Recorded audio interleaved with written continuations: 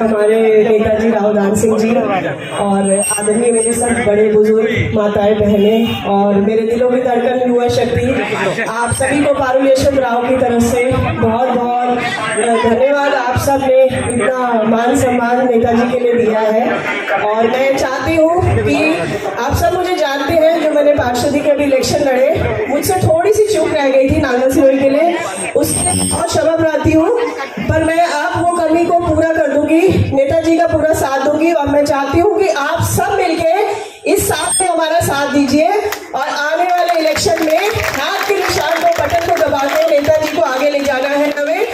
आप देखिए, आप सब जानते हैं अभी कांग्रेस की सरकार ही आएगी आगे, तो आप हम नेताजी को मौका दे, वही सरकार वही विधायक, तो कोई सा काम रुकेगा नहीं, हमारा विकास बिल्कुल रुकेगा नहीं। जो भी पिछला कुछ रुका हुआ है, किसी को शिकायतें हैं भी, मैं आश्वासन देती हूँ कि हम सब मिलकर नेताजी को पकड़ के सारे कार्य करा लेंगे। 5 साल का जो पिछला काम है, आगे 5 साल में उसको डबल करके हम अपने महेंद्रगढ़ को मिलेनियम सिटी तक ले जाने की कोशिश करेंगे। बट उसके लिए आप सबका साथ बहुत बहुत जरूरी है। इस मेरी आप सबसे फिर से रिक्वेस्ट है कि आप एक बार सब मिल के जोर लगाइए, दिल से, मन से, तन से, कहते हैं ना, साम दाम दम भेद सब लगा लीजिए। 1 हफ्ता बाकी है, आप प्लीज जोर लगाइए। आप सबका बहुत बहुत आभार है। नेताजी आपको 5 अक्टूबर को हरियाणा विधानसभा के चुनाव होने जा रहे हैं और अपने हल्के के इस ऐतिहासिक गांव नांगल सिरोही में आज आपने इस कार्यालय का शुभारंभ किया है। मैं पहले तो पूरी ग्राम बस्ती का, सभी भाई और बहनों का, छत्तीस बरादरी के साथियों का तहे दिल से धन्यवाद करता हूं कि उन्होंने यहाँ पहुंच करके हम सबको एक हिम्मत हौसला दिया है और एक प्रेरणा और एक विश्वास कि जब भी चुनाव आता है, आप लोगों का चाहे जलसा हो, जुलूस हो, चुनावी सभा हो या इलेक्शन, भरपूर साथ और सब आशीर्वाद मिलता रहा। ये चुनाव भी एक ऐसा चुनाव जिसे आप ये कह सकते हैं कि साधारण चुनाव भी नहीं, क्योंकि 10 साल का भारतीय जनता पार्टी का जो दिल को तोड़ने और निराश करने वाला जो शासन रहा है, वो उस 10 साल से कंपेयर करेंगे जब कांग्रेस का शासन था, जिसमें हरियाणा की तस्वीर और तकदीर काफी हद तक बदलने का प्रयास किया था। इन लोगों ने उसे वहीं पर खत्म करके उसकी मेंटेनेंस भी नहीं कर पाए। ये यहाँ तक इनका एक नेगेटिव विचार था। लोग आज परेशान हैं क्योंकि इस राज्य के अंदर न किसान की, न जवान की, न कर्मचारी की, न व्यापारी की, न मजदूर की, किसी की नहीं सुनी जाती। सिर्फ अपनी सुनते हैं और अपने अर्थ को और अपने फायदे को देखने के लिए ये एक बात करते हैं, दूसरी बात नहीं कि हमें फायदा किसमें होता है, चाहे उसके लिए आपको बांटना पड़े, चाहे आपको तोड़ना पड़े। हिंदू, मुस्लिम, मंदिर और मस्जिद, इसके अलावा इन्होंने कोई बात की तो जाति पाति का रंग दे के आपस में भेदभाव करने का काम किया। आप लोगों ने सब समझ लिया कि इनके इरादे क्या है। अब समय आ चुका है कि हमें क्या चाहिए, उसको कामयाब कैसे करना है और कामयाबी हो कैसे, ये आप सब जानते हैं। एक बात मैं विश्वास से कहना चाहता हूँ कि पूरे हरियाणा में कांग्रेस की एक आंधी चल रही है और उस आंधी के अंदर आपकी आहुति की जरूरत है और मैं समझता हूँ तूफान बन के निकलेगी। जितने भारी मतों से आप जिता के भेजेंगे, उतनी बड़ी ताकत के साथ आपके पास।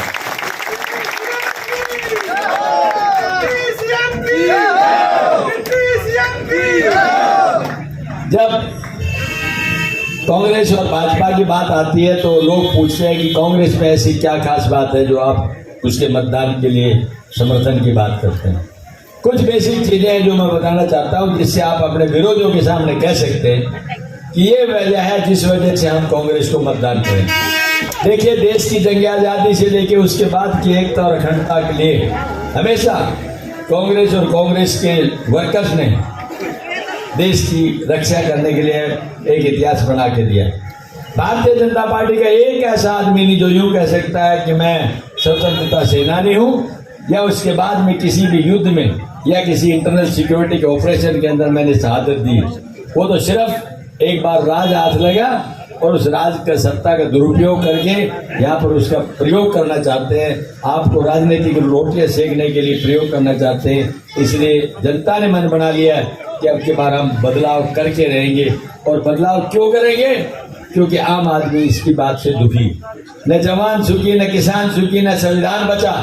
और ये तो शुक्र ही है हमारे मतदाताओं का जिन्होंने वक्त से पहले सोच लिया, वरना 400 पार का नारा देकर के संविधान को बदलने की नीति रखते थे। ये मेरे भाई एससी के खास तौर पर जिनका मैं श्रेय देता हूँ, जो कश्मीर से कन्याकुमारी तक जिन्होंने एक सोच के साथ काम किया और 400 पार के नारे को 240 पे ले जाकर टिका दिया। यही हालात हरियाणा में हो गए। पिछली बार इन्होंने 70 पार का नारा, 75 पार का नारा दिया और 40 पे अटक गए।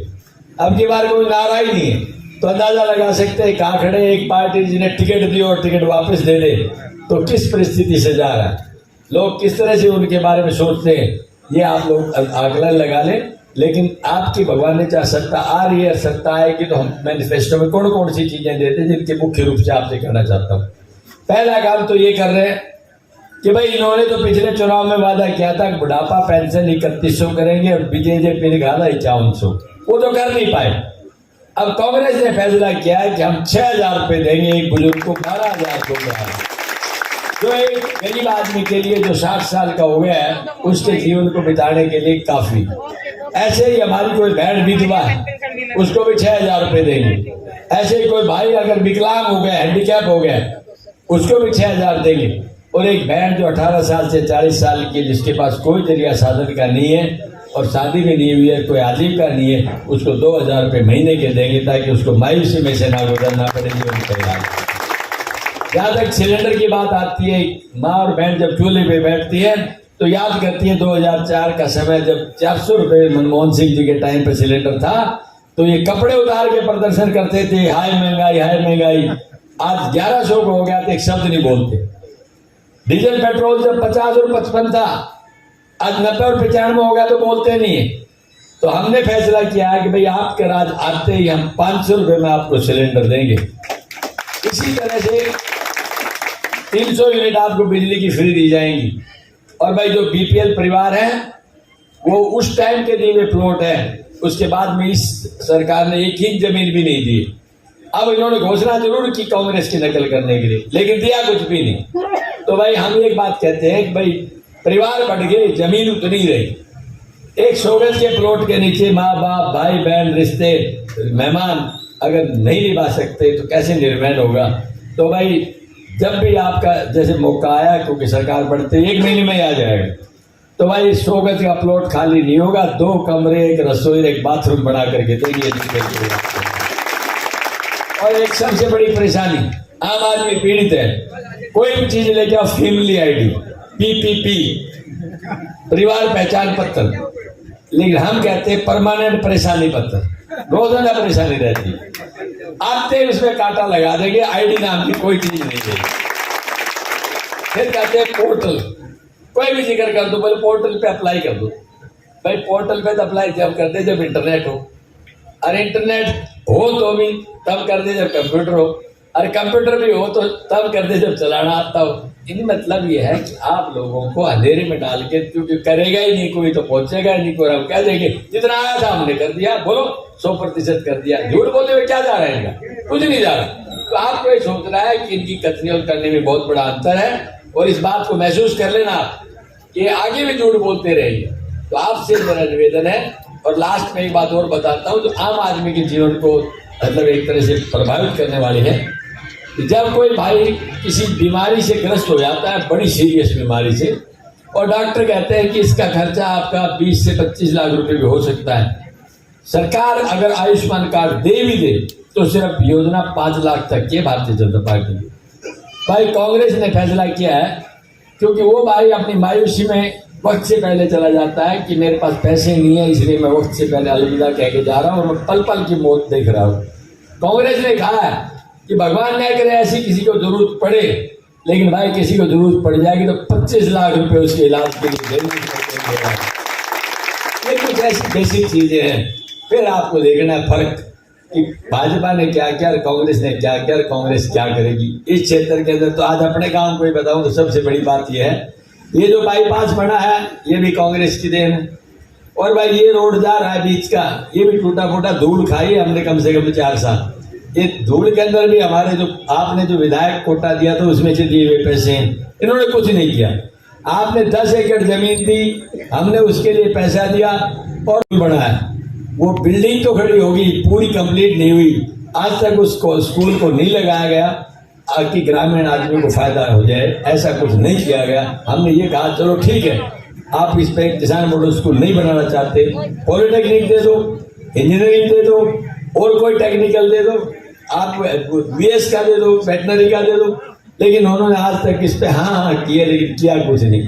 तो भाई वक्त आएगा तो इस बिल्डिंग का प्रयोग करेंगे और जो इस क्षेत्र के लिए और कुछ भी हो सकता है वो भी सारे दे करके क्षेत्र को विकसित करने का काम करेंगे। पहला काम वोट का आपका है और अगला काम आपके आशीर्वाद से हमारा है, ये मैं विश्वास दिलाता हूँ। और भाई नागल सिरोही के भाई और आस पड़ोस के साथी हैं, आप सबसे निवेदन करता हूँ कि पूरे प्रदेश के अंदर 1 नंबर अपने क्षेत्र का गांव है, आपके ऊपर सबकी नजरें हैं। यहाँ से ऐतिहासिक फैसला दे देना, जिस दिन यहाँ से वोट डाल के ढोल भर दोगे चंडीगढ़ की गद्दी हिल जाएगी, आपको सरकार मिल जाएगी। आप सबने यहाँ पहुँच के इस ऑफिस कार्यालय के उद्घाटन की सत्ता को लेना है, भाजपा को अलविदा कहना है। आप सबका बहुत बहुत धन्यवाद। जय हिंद, नमस्कार।